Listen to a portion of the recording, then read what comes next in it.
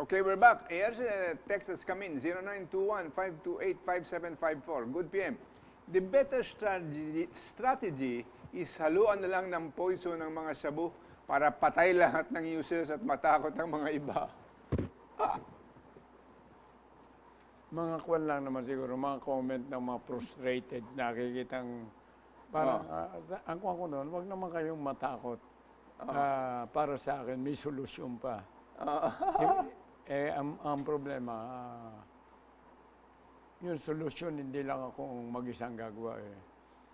There are control points eh.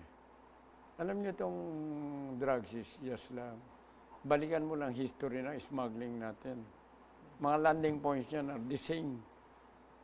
The same provinces, the same cities, the same ports. Hindi na bago yan. Nag-umpisa tayo sa Blue Seal cigarette, naging appliances, naging electronics, now naging drugs na. Alam mo kung anong problema natin? Marami sa ating mga negosyante, hindi ko nila lahat ha. Basta't kumita, they don't care if it's legal or illegal. Actually, basta't kikita at makakalusot, papasukin. Actually, yan nga ang pumasok na somebody commented, somebody related to me. Ang naging thinking yata ng mga financiers natin, to them, this is just business. So, hindi naman sila, investor lang sila. Walang morality na pumapasok. Walang morality, it's just the gain, economic gain. So, to them, they are just investors.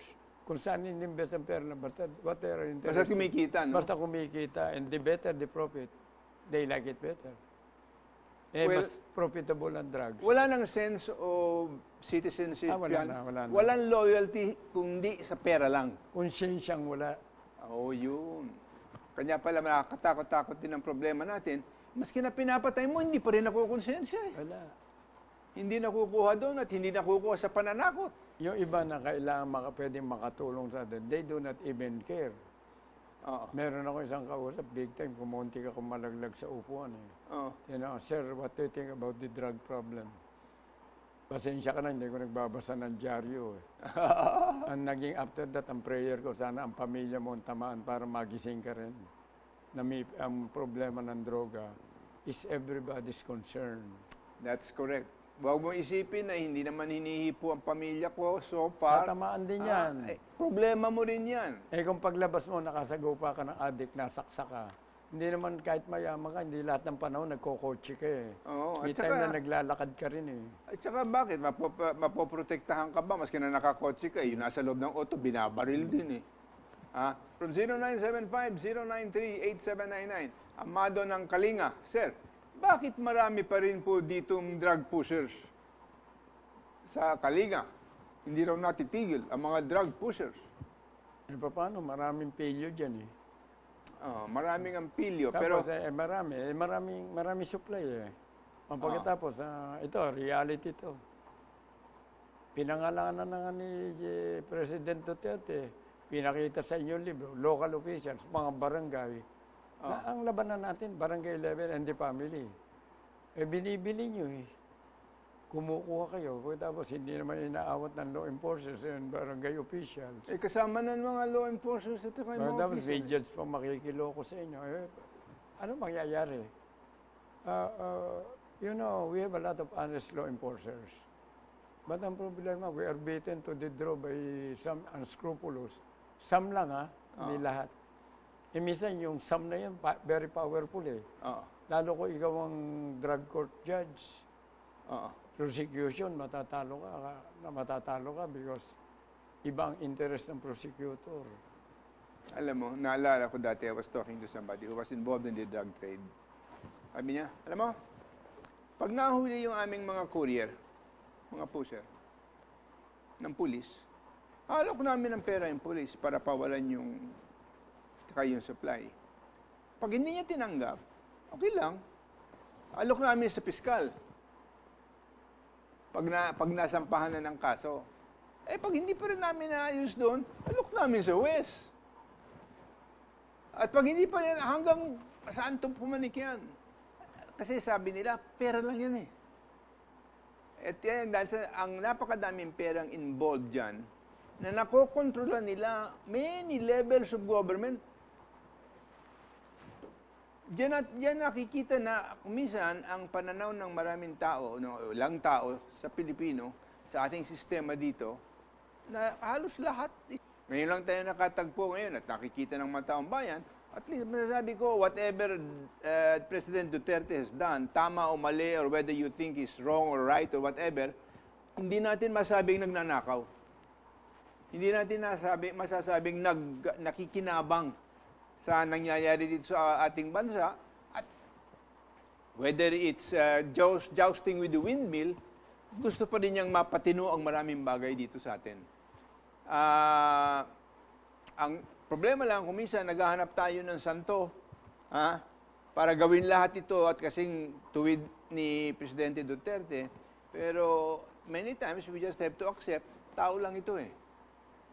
He has his own strengths, he has his own weaknesses. Kung minsan masyadong mabilis magsalita o masyadong mabilis manakot, katulad ng sinabi niya, papatayin niya, maski na yung mga huwes, maski na yung mga ganito. And sa akin, reaction lang niya yon of his own outrage at the drug problem na parang apektado lahat ng ibang tao. Sabi niya, iniisip niya siguro, paano ko ba ititigil lahat nito? Sometimes you get too frustrated and disappointed. I think that's the situation of the president. But in spite of that, I know him. I have watched him very closely. Alam mo yung ingay niya na yun, i-martial ko kayo, i-abolish ko yan. But eventually, alam mo, ang gagawin niya is what is legal. Nag-martial law, killer sa Congress. Babalik siya doon sa... He's a very legalistic person. May fiscal dati yun eh. Hindi nga, kaya sabi niya, dahil yung action niya, yung threat ba yun? Wala ka naman, tinetreat mo.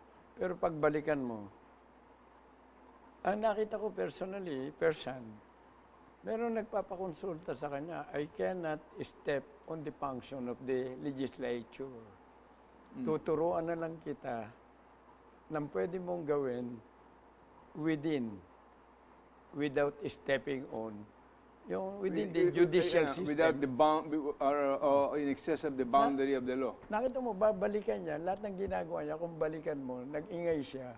Pero ang steps na actual sa action niya, it is within the bounds of the Constitution and the law. Very coy ng tao, legalistic. Kaya sabi, hindi mo ako madadali. Dahil alam ko ginagawa ko. In other words, dito masasabi natin, actions speak louder than words. And being a lawyer, I think he is and a former fiscal, he knows some of the limits that may outrage other people but are still within the boundary of law. Yes, sabi ko na may isang kaibigan kong taga-UP, sabi niya, naniniwala ka pa ba niya sa presidente sinungaling? Bakit? Sabi niya, 2 out of 5 lang ang totoong sinasabi niya. Sabi ko sa kanya, may tatanong ako sagot. Are you a poker player? No, sabi, you play poker. And then you will understand the thinking of the president. Bablaping ka yan within the limits. Yung iba totohanin niya. Minsan magre-raise ng card yan, magre-raise ng bet. Na walang card. Pero sometimes when he really make a bet, talagang pagka kinol mo, kukolaps ka eh. Magaling siya pagka titirahin ka niya to the limit, pag kumagat ka at lamang ka, umaatras yan. He will bluff you to the limits. Pero pag alam niya talaga hindi mo pwedeng bluffing niya, aatras yan. He knows he has a way. Na sabi ko, I'm a poker player, kaya natatawa ko eh. Nakikita mo yung mga method niya, no? Yung method. Alright, 0935-212-3061. Good evening po. Bakit ba hindi pinapatay ang mga malalaking drug distributors? Sana naman bigyan pansin ng gobyerno ang mga taong pinapatay na wala namang kinalaman sa drug trade. Well, those are two different questions. Malungkot kasi yan eh. Marami dito patayan. Kung titingnan mo, hindi naman related sa drugs eh. At minsan, hindi naman gobyerno gumagawa. At saka sinasakyan nga ng ibang mga sindikato. Sinasakyan ng issue. And you know, itong drug trade, mga sindikato yan. It is, even parang sa radio, TV, the same station, they are fighting for rating eh. Ganon din yan, yung drug trade. They are competing with each other for control. So yung iba niya, sila-sila nagpapatayan eh. Although, ang nakikita natin dito, there may be some truth to it, maraming binulgar si Presidente ng mga drug lords. Yes. Pero hanggang ngayon, walang nadidemanda pa eh. Kaya nga namatay na lang ang Paruhinog eh. Well, except itong pagkapatay sa mga Paruhinog, no? Espinosa. Marami nang namatay na malalaki. Not the Chinese drug lords. Alin? Puro mga How sure are you? Pilipino sa LGU. Unless nawala na lang sila. How sure are you? Who can tell? We do not know. If it is not reported, how do we know? May hinahanap kaming isa na wala na raw. Sabi ko, baka kinain na ng pating yan.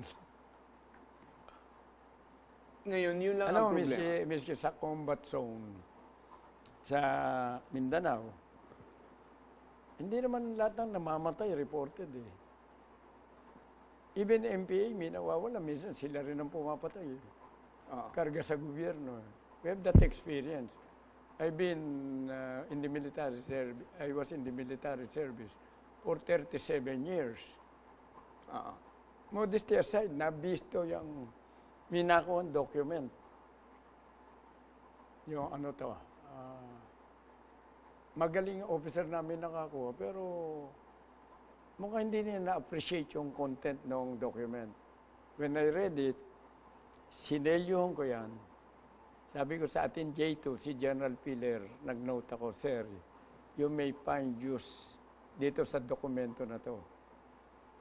Anong kanyan? Oplan.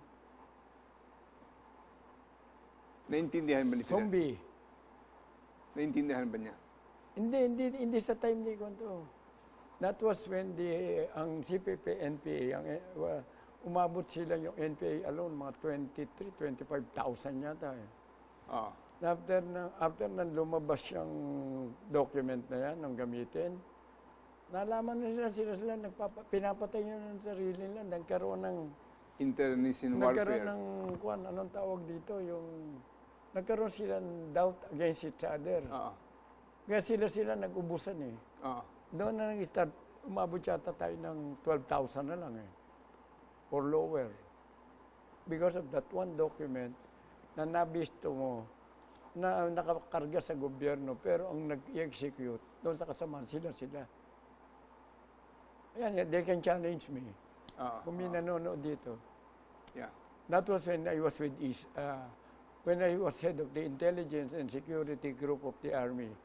I was commander of that unit from 90 to 93. And I had one of the best, General Segovia is one of the best intelligence officers. Signal intelligence. Napakagaling gumalaw ni Joji. Kaya lang, hindi niya na-appreciate. Medyo na-appreciate. But he was the one who nakakuha ng document. Pero maraming accomplishment si General Segovia. One of the best intelligence officer natin yan. Okay. We have to pause for a few reminders. We'll be right back.